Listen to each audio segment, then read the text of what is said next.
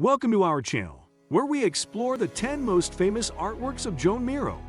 Before we get started, be sure to give that like button a little love and hit subscribe to stay in the loop for future exciting content.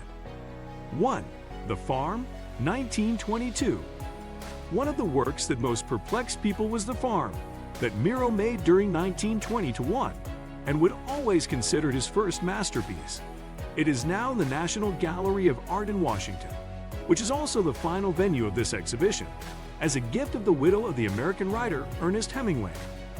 While Miró's friendships among the Surrealists in Paris are well known, it is perhaps a little more unexpected that he was close to Hemingway and knew a cross-section of the famous British and American expatriates.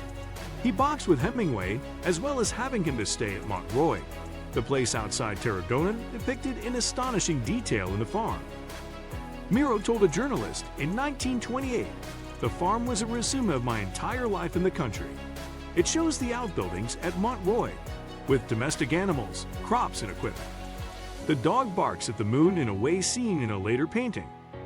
Miró's great achievement is to make this detail succinct and absolutely clear. It is not an impression of this well-loved place, but something more like a condensed version. 2. The Harlequin's Carnival, 1925. When Miró moved into the studio of Paul Gargallo on the Rue Blomet in Paris, he came in contact with the poets and artists belonging to a group that had arisen from Dadaism. In 1924, this became the Surrealist group centered on the poet Andrew Breton. Miró was never an orthodox Surrealist.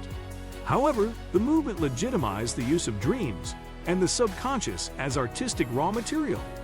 It thus offered him the possibility of liberating his own pictorial style by allowing him freely to combine the earthly and the magical elements seen in his detailist period. Harlequin's Carnival is a good example of this change. The world of the imagination and subconscious, rather than being an end in itself, was for Miró a way of giving shape in his paintings to his lived experiences and his memories. Harlequin's Carnival is seen by art critics as an account of the human subconscious mind. 3. The Hunter, Cattle and Landscape, 1924. Joan Miró's The Hunter, Cattle and Landscape may seem abstract, but a closer look reveals a landscape populated with a rich assortment of human and animal figures and natural forms that together comprise an iconography of the artist's life. The hunter, standing at the left side of the composition, has a stick figure body and a triangular head. A pipe protrudes just to the right of his bushy mustache, and his heart floats near his chest. In one hand, he holds a freshly killed rabbit, in the other, a gun still smoking from the kill. This hunter figure is a stand-in for Miró, and it appears in many of his other works. 4. Painting, Blue Star, 1927. Delicate linear forms float on the open blue that Miró associated with dreams. With Andermassen, Miró was the first to create imagery using automatic techniques in which forms seem to emerge directly from the unconscious. From this, he developed his own personal sign language, which simplified familiar things such as stars, birds, and parts of the body. 5. Blue 2, 1961. Miró's 3 large format paintings, Blue 1, 3 are part of a series of triptychs which he painted at the beginning of the 1960s in his new studio in Lorca. In 1961, after 3 trips to the United States and exhibitions at the Galerie Made in Paris and Pierre Matisse Gallery in New York, Miró began further purifying the deepening of his earlier discoveries. This development had been heralded by Blue 123. It reflects, above all, the supreme confidence the artist had attained in composing and coloring his paintings. The style is unmistakable. Miró was playing with codes that describe the movement of objects in a uniquely simple way. For example, a certain trajectory might be represented by a line, generally a thin one, ending in a dot or in a pair of parentheses. This latter symbol was often used by Miró as a kind of container to keep energy from escaping. What is more, they look in 2 different directions, referring back to Miró's last pictures of the 1950s, full of sudden movements and primeval symbols, while at the same time looking forward to a completely new artistic freedom, a spontaneous attitude towards the material and colors. in a hitherto unprecedented way. 6. The Escape Ladder, 1939. As German occupying forces threatened France, Miró took his family to live into the relative haven of Palma on the island of Mallorca. It was here that he made his Constellation series in 1940 to 1941. Miró had spoken of the deep necessity that makes him take part in social upheavals, that attaches him and his work to the heart and flesh of his neighbor, and makes the need for liberation in all of us in need of his own. These musical, all-over paintings have textured smoky backdrops on which shapes are drawn from Miró's repertoire of symbolic forms dance and move about. Art historian tracks the complexity of their genesis and how they are connected to Miró's wartime experiences. In The Escape Ladder, 1940, the swooping birds, symbolic of bombers over Spain and the desire to escape. 7. Still Life with Old Shoe, 1937.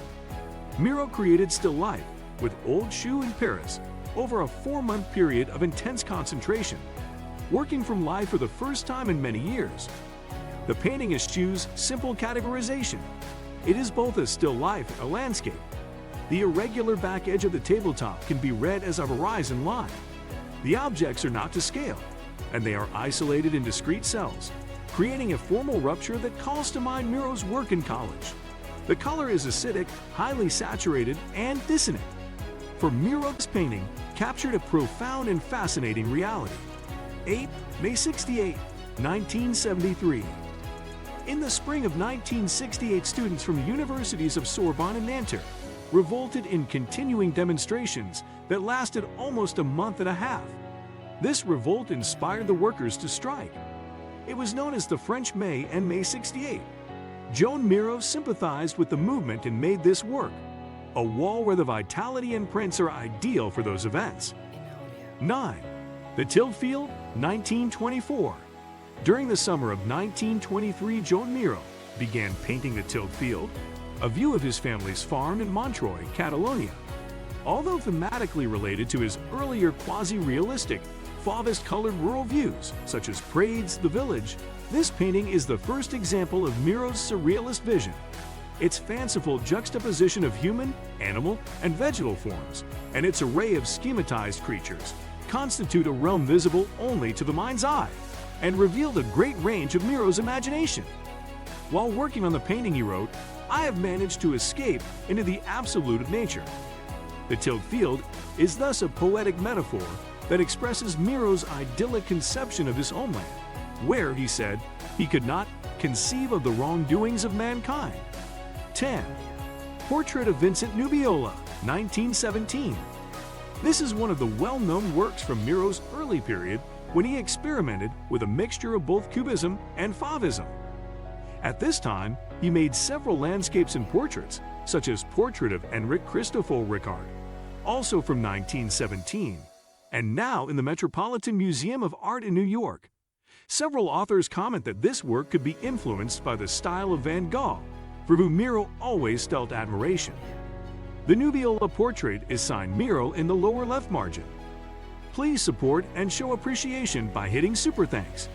If you enjoyed this video, don't forget to like, comment, and subscribe for more content.